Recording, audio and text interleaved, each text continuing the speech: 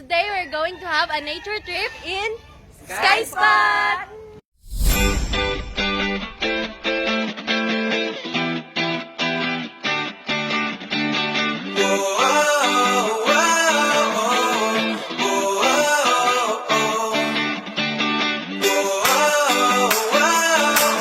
And now we finally reached our first destination.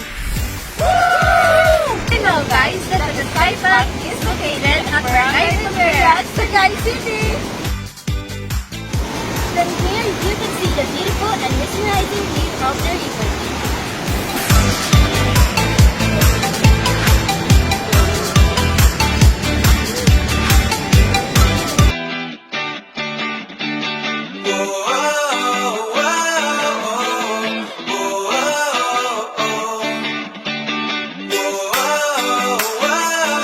That accommodates oversized cottage, known for history and 3 years of freedom.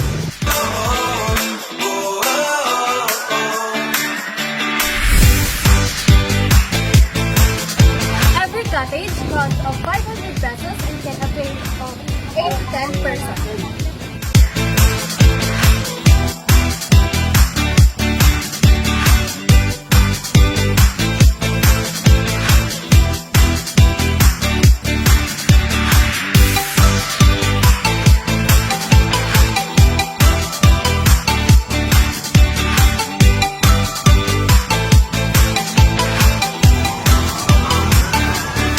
Welcome to the Sky Spot, Bahay Po. Sky Spot accommodates a family room that costs 3,000 pesos. Sky Spot also accommodates small cottages that cost 1,000 pesos.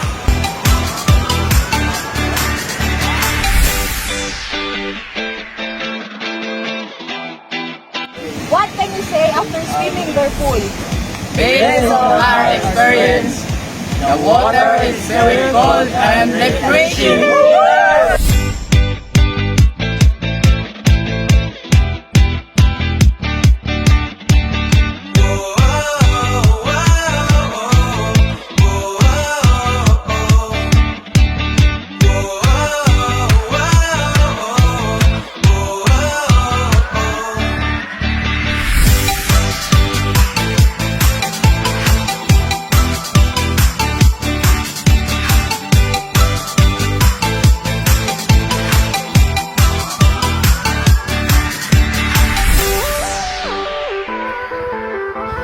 Welcome to Monkey Sanctuary!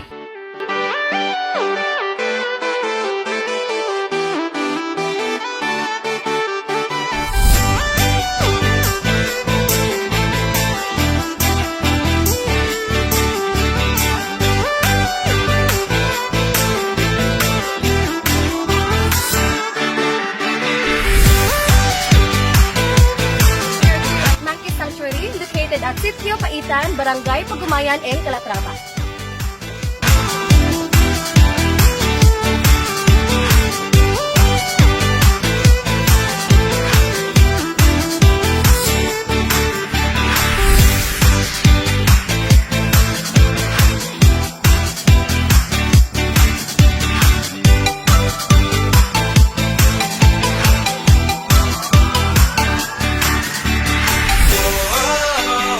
Planning to go here in Monkey Sanctuary, make sure that you have no accessories like necklace, bracelets, and watch.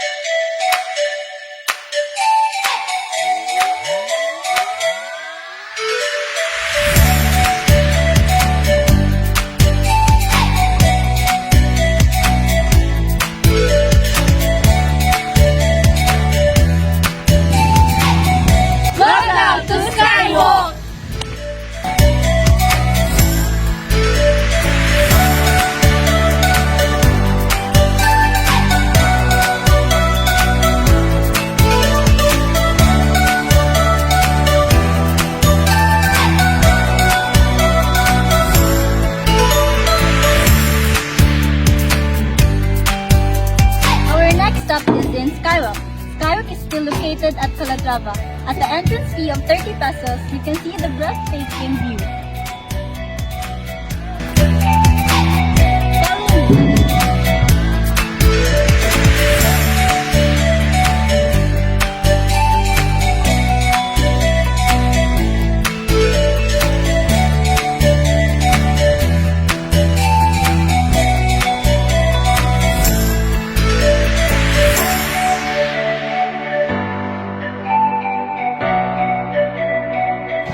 Thank you, Skywalk, for the wonderful experience and the wonder-breathing.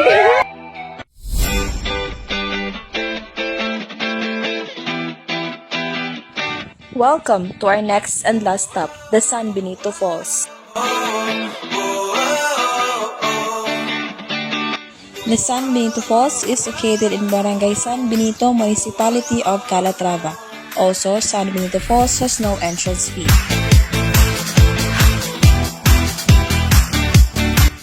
From the highway, you would just need to walk around 3 to 5 minutes, and after that, you would see the beautiful falls. You can bring your family and friends to come and relax to this amazing scenery.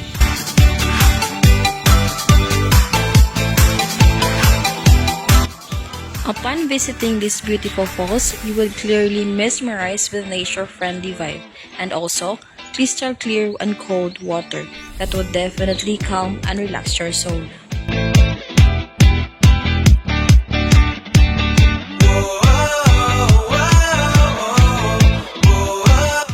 You can bring any food that you want and grill if you want to. You can also bring a camping chair and speaker.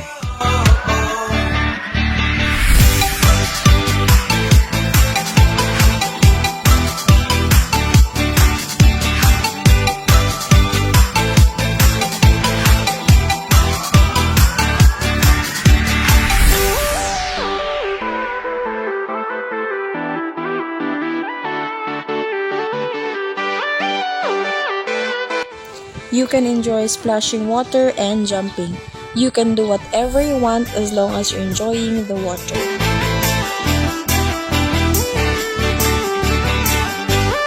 If you're planning on a picnic with your family, friends, and loved ones, San Benito Falls is a perfect spot to visit.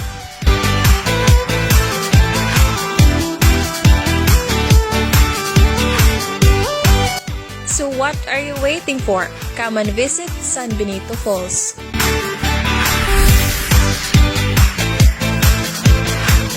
And finally, we're done with our nature trip. And we really enjoyed it. Bye!